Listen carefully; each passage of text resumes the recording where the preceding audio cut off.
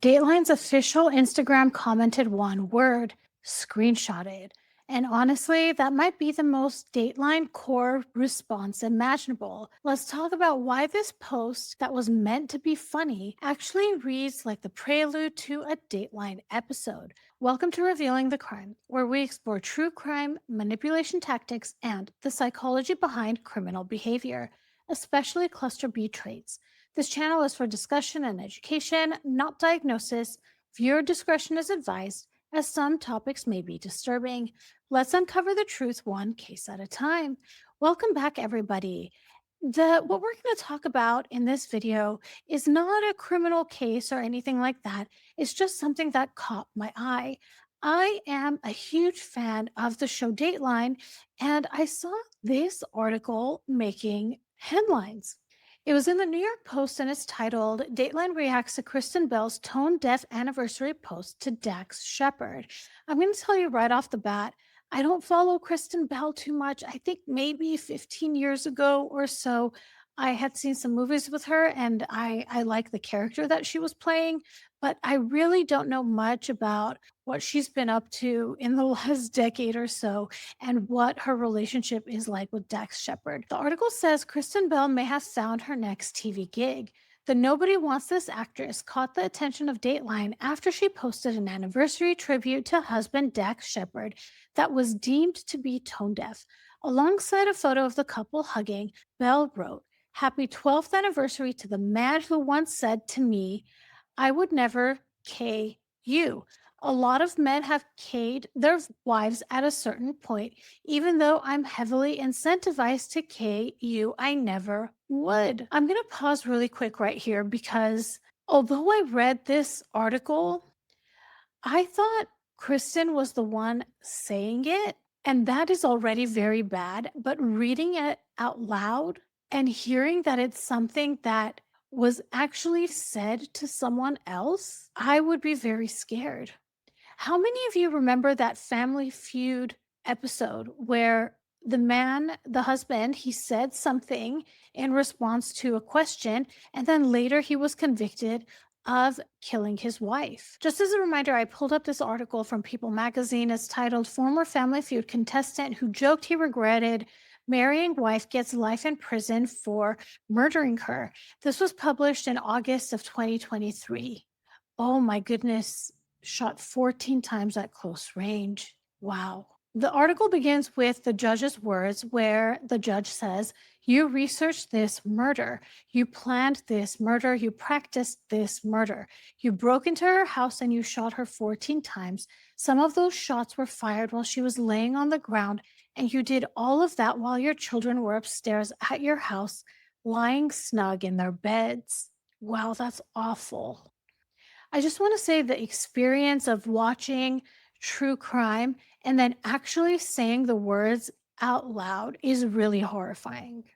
It's different when you're taking it in as a passive way to pass the time, and it's different hearing myself say the words. And let's talk about what he actually said on the Family Feud episode. So it was aired in 2020.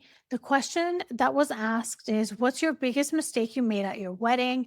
Host Steve Harvey asked during the show, and he said, "Honey, I love you," but said, "I do. Not my mistake, not my mistake. I love my wife. I'm going to get in trouble for that, aren't I?" And let me put that clip in here so you can see what the reactions of everybody were. Hey, what's the biggest mistake you made at your wedding?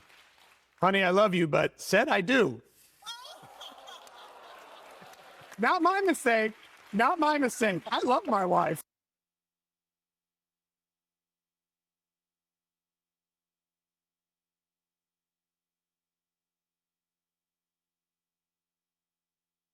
Let's go back to the New York Post article about Kristen Bell. Dateline then commented on the Instagram post and said, "Screenshotted." The true crime news program's response got over 39,000 likes and hundreds of replies.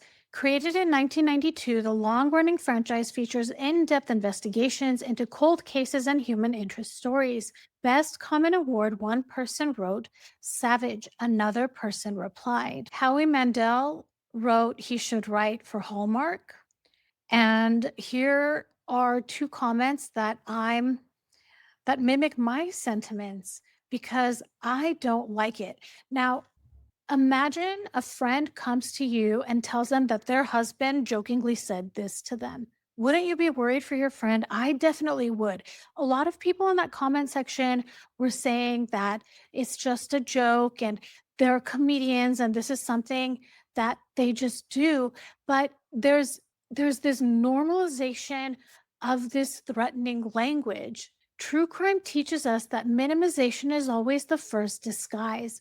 It's the same pattern we hear in interrogation footage. I was just joking, they say, or I'd never actually do it. I think that this is an example of someone testing boundaries under the guise of wit. Coercive humor is rarely about laughter, it's about information gathering. A manipulative person will make a joke that's just a little too sharp, a little too personal, or a little too inappropriate, not because it's funny, but because they want to see how you'll react. If you laugh, they learn, I can go that far. If you look uncomfortable, they'll quickly backtrack. They'll say, relax, I was only kidding. But the joke wasn't random, it was a trial balloon for control. Each joke becomes disguised as a test of your boundaries, how much disrespect, cruelty, or dominance you'll tolerate if it's wrapped in humor. Over time, this pattern conditions people to doubt their instincts. You start laughing along just to keep the peace, even when the laughter doesn't feel genuine. That's not humor anymore, it's coercion with a smile. And here are some examples that you may connect with. The first is the just kidding insult. Someone mocks your appearance, intelligence, or voice in a group. When you call it out, they say, oh my goodness, can't you take a joke? Suddenly, you're defending your reaction instead of highlighting their behavior. This is boundary inversion. The second is the flirt that's disguised as humor. A coworker or acquaintance says something that is suggestive in a sexual manner but cloaks it in laughter. I'm just teasing, they say. They're not flirting, they're testing whether you'll enforce your comfort level. The third is the humor that's used to diminish seriousness. When you express discomfort or sadness, someone cracks a joke to make light of it.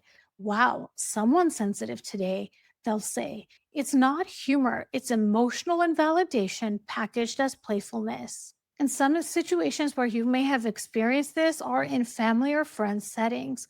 A parent jokes about your weight or life choices in front of others, then laughs it off when you look hurt, or a friend who repeatedly uses sarcasm to criticize you, and everyone laughs because that's just how they are. These jokes normalize subtle cruelty and make you question whether you're too sensitive, a common symptom in people recovering from narcissistic abuse. What happens with this type of humor is that it flips emotional responsibility. You're made to feel uptight for not laughing when the other person was clearly the one crossing a line. It trains you to self suppress to maintain connection, the exact conditioning narcissists rely on. Humor is supposed to connect. Coercive humor isolates you in plain sight. I'm curious to know what you all think about this. Please drop your thoughts in the comments. If this was interesting to you, please like and subscribe. Hit that notification bell so you'll know every time I drop a new video. Thank you so much for watching. If you enjoyed this video and you're looking for a meaningful way to support something beyond the screen, I'd love for you to consider making a donation to the National Domestic Violence Hotline in lieu of super chats and super stickers. They provide 24/7 support and resources for people in unsafe or overwhelming situations, whether that's emotional, physical, or just hard to name. Their information is on the screen should you need to contact them, and you'll find the link to donate in the description of this video. Every little bit helps, and it means a lot. Thank you again for watching, and I'll talk to you soon. Bye, everybody.